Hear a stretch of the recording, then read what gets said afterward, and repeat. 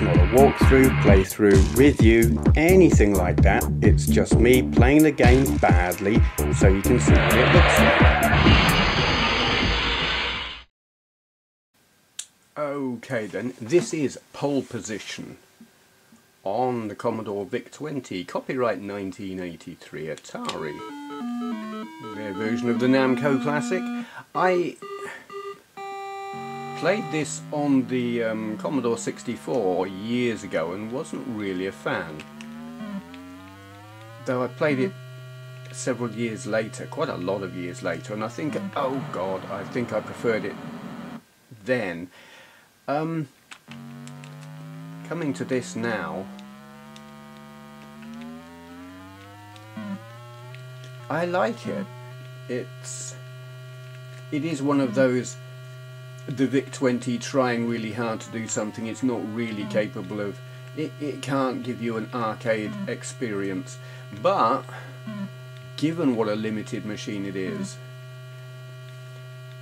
well, let's put it like this. I had an Acorn Electron back in the day. That was my 8-bit gaming system for many years, and it was absolutely rubbish at racing games. In fact, I only had one racing game, and that was called Crazy Rider, and it was rubbish.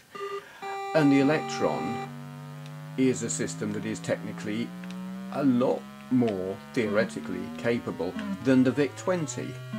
Yet my Electron, get my words out, my Electron could not dream of doing this. It was never going to happen. This impresses me. It's like curved lines with your colour swapping thing at the side. You've got your dashed line down the middle of the track, which is it's doing the job. Movement of your car is not great, but it's quite forgiving in that you can fit your car through some gaps that you think maybe you're not going to fit through. Extended play, yay, who'd have thunk it. Oh bollocks. You do have high and low gears. It's up to accelerate and down to brake. Change gear with your fire button. I find it amusing that when you change gear, rather than doing what happens when you normally change gear, the engine revs drop and then rise again. With this you change gear and the engine revs just rise. It's like the tone equates to the speed rather than the revs, which is not how it works in the real world, but hey, video games. Yeah, I mean the colours are kind of hideous, but it really doesn't matter. I'm interested by the whole mottled thing going on around it. It's like the main square area, but then it doesn't have it off to the right, but there are still graphics there. I suspect that's something to do with the graphics buffer being displayed on the right, where it's not actually part of the play area, but because resources are so low it shows it anyway. Maybe. I don't really know what I'm talking about, and it doesn't matter.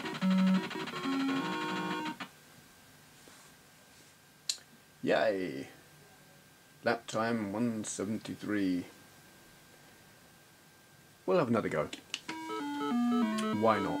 I like the speed of it. It's just like whoosh and it's gone. The blimp with the thing. It's not smooth, but it's fast, the blimp thing. Oh, I thought I was going to crash then, and I didn't. Oh, I forgot what gear I was in. Oh my god. It is... It's satisfying. It is again, it is that cheeky grin. It can't do it properly, but it's having a go. Oh, and what it gives you is fun.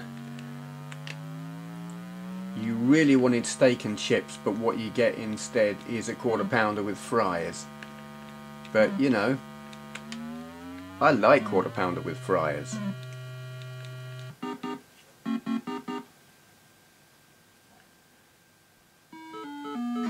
There it goes, scarpering off the screen.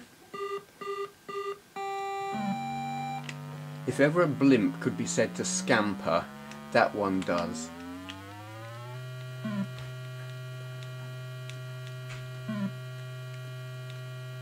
Ammo. It's very... control of your car... oh god. Control of the car is kind of... it's skittish. It's sort of got a mind of its own. It roughly goes where you... I'll tell you what it's like actually. It's like driving a Fiat Seicento.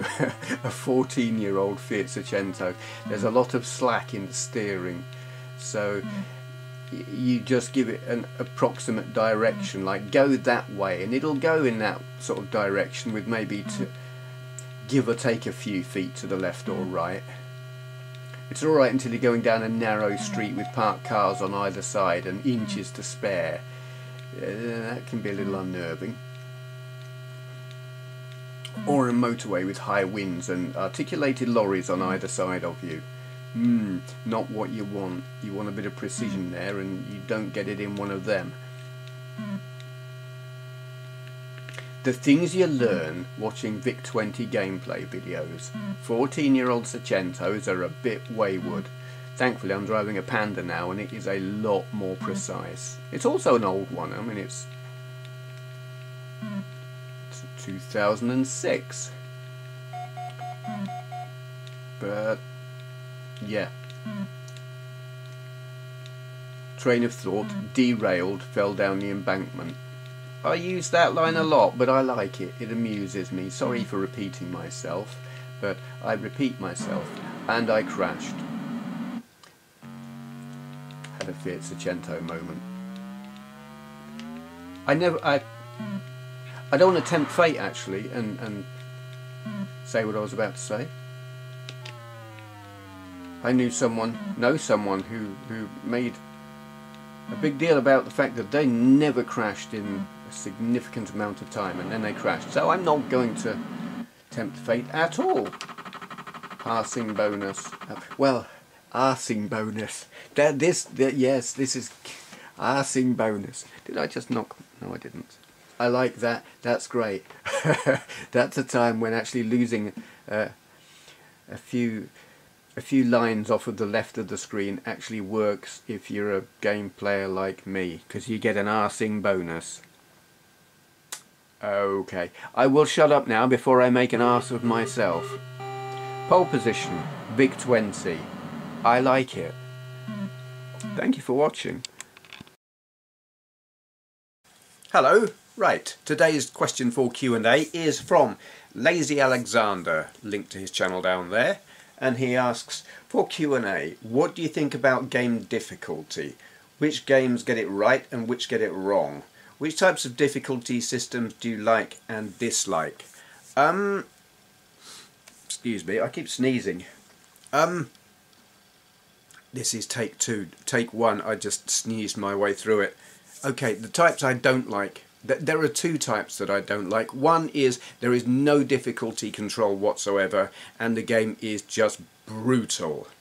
I'm talking you Manic Miner and similar type games. I mean, usually we're talking 8-bit era.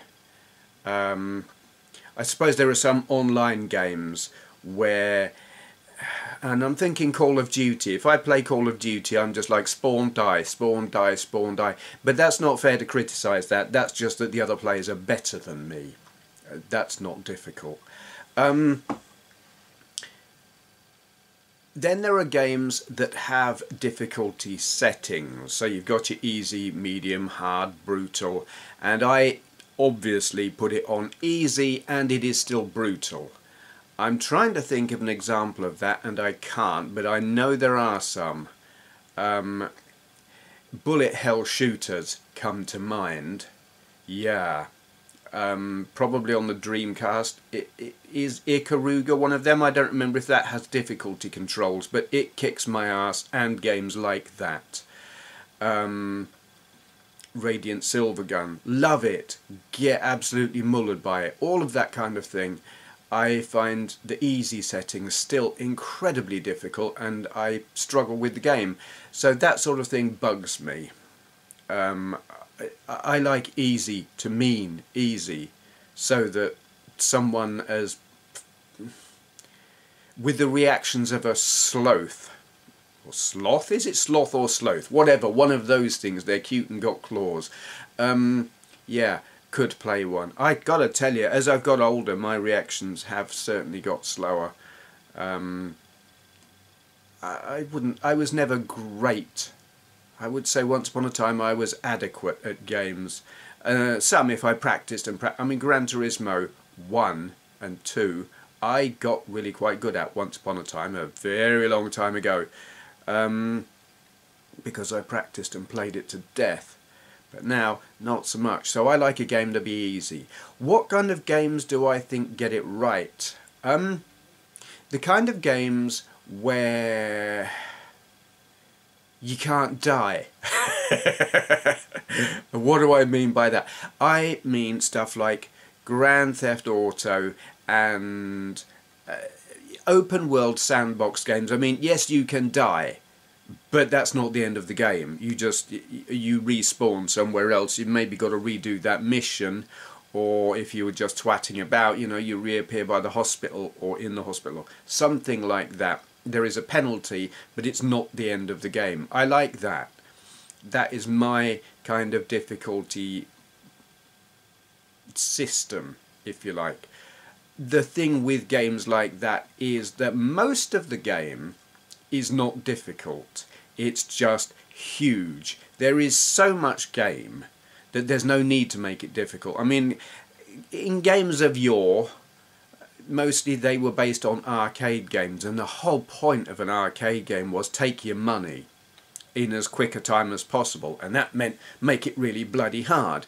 And then on home systems, it wasn't about taking your money, it was that the size of a game was limited by space in terms of RAM on the system and in terms of storage.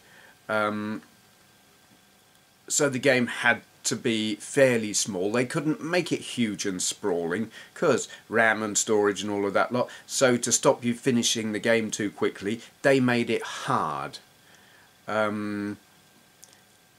So you had to practice, you had to get good at it, which if you're a person of limited skills, you might not be able to get good enough at it to last very long and ever see that much of the game. I find that kind of thing frustrating and annoying. I suppose it doesn't bother me too much on things like Atari 2600 games, and they were all about the score anyway, but on a lot of Atari 2600 games, the easy setting, and there were difficulty controls, really was easy. Pac-Man and Galaxian, and I think Defender, I pushed all the way around the clock. They're not one of those where the score will just go up and up and up and up forever. They reach a certain point and then they go back to zero. I pushed all three of those on easy settings back to zero because I could. Hard Driving on the Mega Drive, played on the high-speed circuit on easy setting. I could, once upon a time, probably can't do it now, but I could just play that all day. You know, if I stopped, it was because I chose to, not because I'd run out of, you know, the time limit thing. But some games, you know, if they're too hard, I just plain don't like them. But modern games, I find that's largely not true. If a modern game is really too hard, it's online, and it's humans kicking my ass, and I can accept that and have no problem with that. Things like Elder Scrolls, that's another one. I think the difficulty is about right on that. You know, you can fail in a mission, but it's not the end of the game, and I think that's good. Driving games, eh? I mean, Gran Turismo I think is fantastic. I've been playing Gran Turismo Sport, and I think they get the difficulty about right on that. I haven't got up to the professional level yet. I'm still on the I haven't got very far at all, actually. It's like there are lots of races in each different category, and I've spent quite a few hours playing and still haven't progressed all that far. But it's not down to difficulty, it's down to not enough hours in the day. But then Project Cars, whoa. Yeah, they get... It's not really a difficulty level aspect of that game. It's the realism, the physics of it, and what it will let you get away with.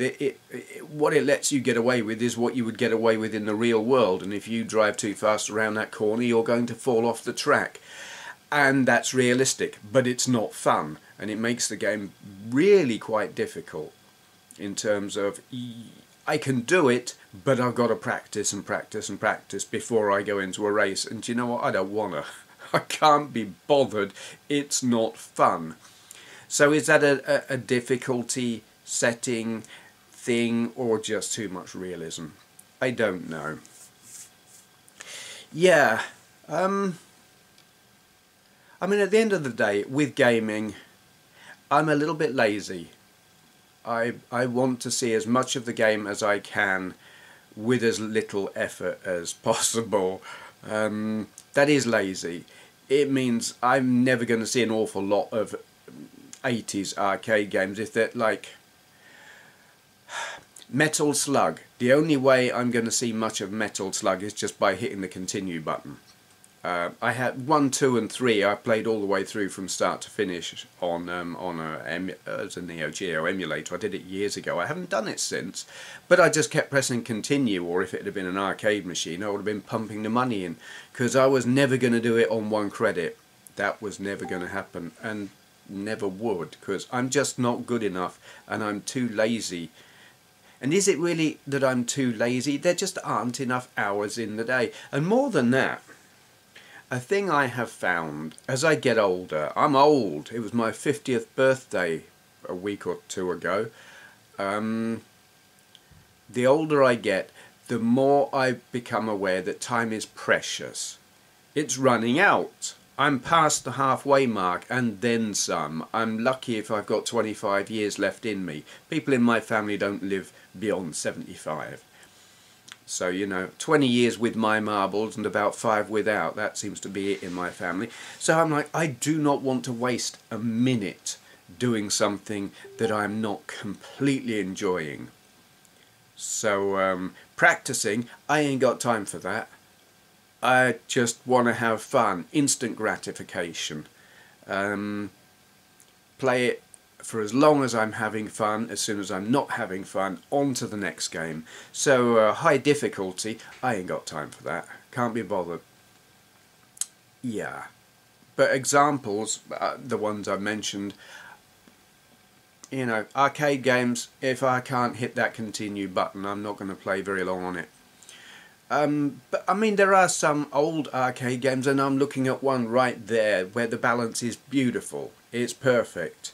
Battlezone, it's hard and it ramps up. I do like a game that starts off easy and then ramps up the difficulty, rather than just starting off brutal and remaining brutal.